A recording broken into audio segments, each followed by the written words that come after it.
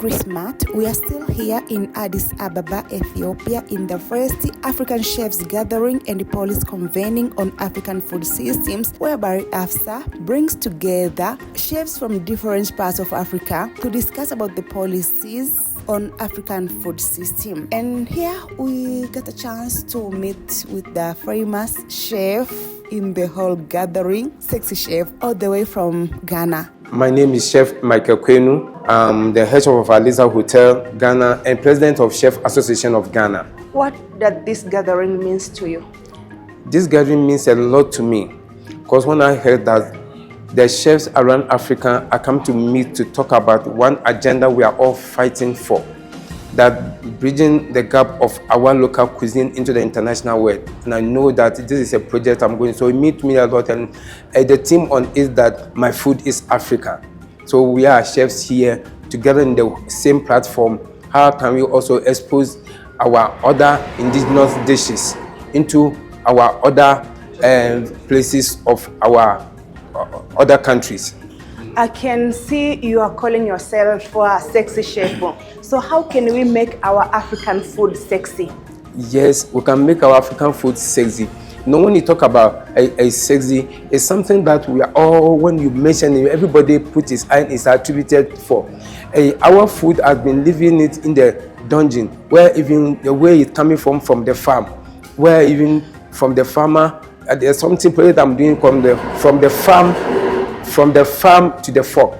Between the farmer, before you get to my restaurant, that gap, if it's not, the food didn't handle it well. And the food is passion. Anybody that don't have passion to food, always say that if you are a chef and you are cooking and you squeeze your face, when you cook your food to your guests will see the food squeezing his face.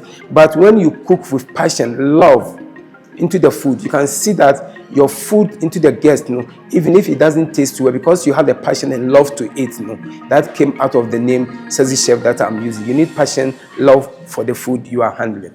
Do you face any challenges preparing African dishes compared to the foreigners one? Yes, our challenge that is one of the things I am talking about it in this forum is that the cooking time, we have to find a way and shorten the method of cooking. Let's take for example like Deft. Deft, that when it came here, we saw them using Deft. Deft is the ingredient that acquired from some ingredients, but from the farm to us, we need to process it before it becomes like a fast food. So if the Western world are making their food very fast, we too can make our own very fast. When I came here, I wanted to see some of our cereal. Like there's a cereal in my country that we have turned it like a tubani.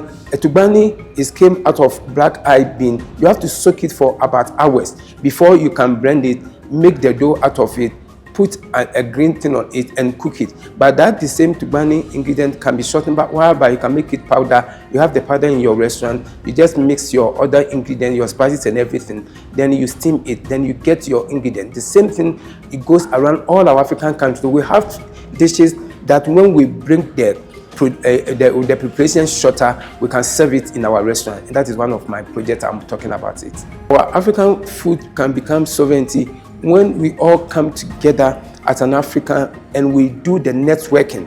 Because today we are here in Ethiopia.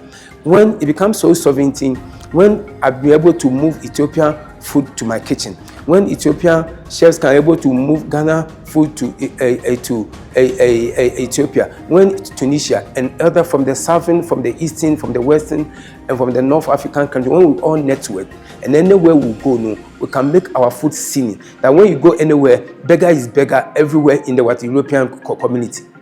That's why we can make our own sovereignty. When we come to make one network and see how we can develop it and make it work in our food industry.